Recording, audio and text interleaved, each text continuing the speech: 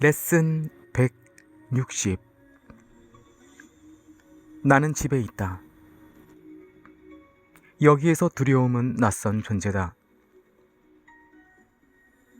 사랑의 길에 두려움은 낯선 존재다. 내가 두려움과 동일시한다면 너 자신에게 낯선 존재가 될 것이다. 따라서 너는 너 자신에게 알려지지 않는다. 자신은 실제지만 너 자신과는 다르다고 생각하는 너의 부분에게 너의 자아는 이질적인 존재로 남아있다. 이런 상황에서 누가 제정신일 수 있겠는가? 미치광이 왜 그 누가 자신은 자신의 정체가 아닌 것이라고 믿으면서 자기 자신에게 반하는 판단을 내릴 수 있겠는가?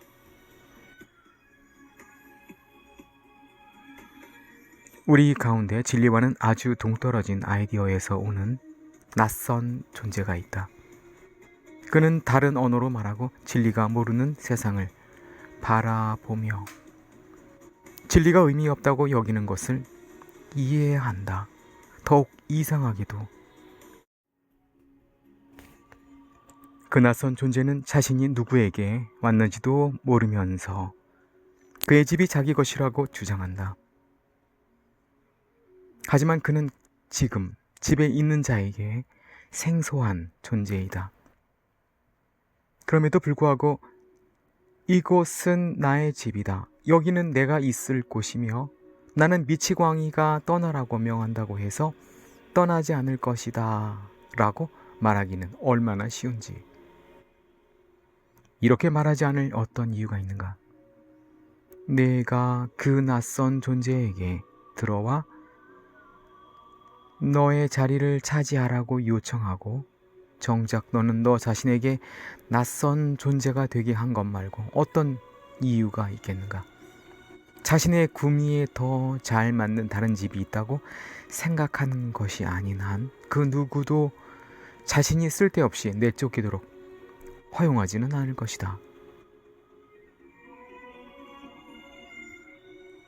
누가 그 낯선 존재인가?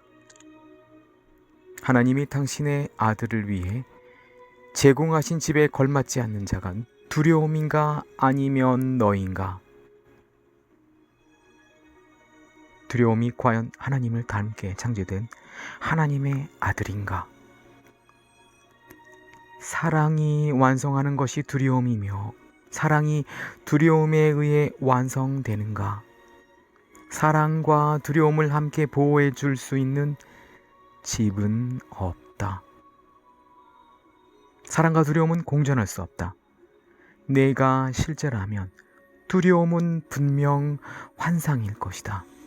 두려움이 실제라면 너는 존재하지도 않는다. 그렇다면 이 질문은 너무도 간단히 해결된다. 두려워하는 자는 단지 자기 자신을 부정하고 여기에서 나는 낯선 존재다. 따라서 나 자신보다 더 나를 닮은 자에게 내 집을 맡기고 내 것이라고 생각한 것을 전부 주어버린다 라고 말한 것이다.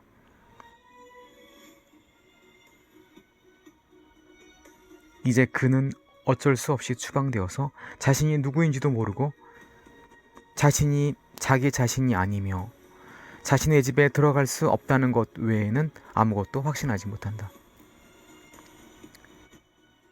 이제 그는 무엇을 구하는가? 그는 무엇을 발견할 수 있는가?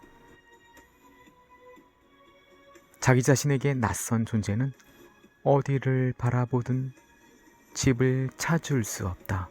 그는 돌아가는 것을 불가능하게 만들었기 때문이다. 기적이 그를 찾아내서 그가 이제 낯선 존재가 아님을 보여주지 않는 한 그는 길을 잃은 것이다. 하지만 기적은 올 것이다. 그의 집안에 그의 자아가 남아있기 때문이다. 그의 자아는 어떤 낯선 존재도 불러들이지 않았으며 어떤 이질적인 생각 또 그 자신으로 여기지 않았다. 그리고 그의 자아는 무엇이 자신의 것인지 인식하면서 자신의 것을 그 자신에게 불러들일 것이다. 누가 낯선 존재인가? 너의 자아가 부르지 않는 자가 아닌가? 너는 지금 너의 한가운데 있는 그 낯선 존재를 인식하지 못한다. 너는 그에게 너의 정당한 자리를 내줬기 때문이다. 하지만 하나님이 당신의 아들을 확신하시듯 너의 자아도 자신의 것을 확신한다. 하나님은 창조물에 대해 혼동하실 수 없다. 하나님은 당신께 속하는 것에 대해 확신하신다. 하나님의 암과 그분 아들의 실제 사이에는 어떤 낯선 존재도 끼어들 수 없다. 하나님은 낯선 존재를 모르신다. 하나님은 당신 아들에 대해 확신하신다. 하나님의 확신으로 족하다. 하나님이 당신의 아들로 아시는 자는 하나님이 당신의 아들을 영원히 두신 곳에 속한다. 하나님은 누가 낯선 존재인가? 라고 묻는 너에게 이미 응답하셨다. 너는 너의 아버지께 낯선 존재가 아니며 너의 창조주도 너에게 낯선 존재가 아니다. 이렇게 조용하고도 확고하게 보장하는 하나님의 음성을 들어라. 하나님이 결합하신 자들은 영원히 하나로 남아있다. 그들은 하나님 안의 집에 있으며 하나님께 낯선 존재가 아니다. 오늘 우리는 그리스도가 자신에게 속한 것을 찾으려고 세상에 온 것에 대해 감사한다. 그의 비전은 어떤 낯선 존재도 보지 않으며 오로지 자신의 것들만 바라보고는 그들과 기쁘게 연합한다. 그들은 그리스도를 낯선 존재로 본다. 그들은 자기 자신을 알아보지 못하기 때문이다. 하지만 그들이 그리스도를 반가이 맞아들임에 따라 자기 자신을 기억하게 된다. 그리스도는 그들을 부드럽게 인도하여 그들이 본래 속한 집으로 다시 데려간다. 그리스도는 단 한 명도 잊지 않는다.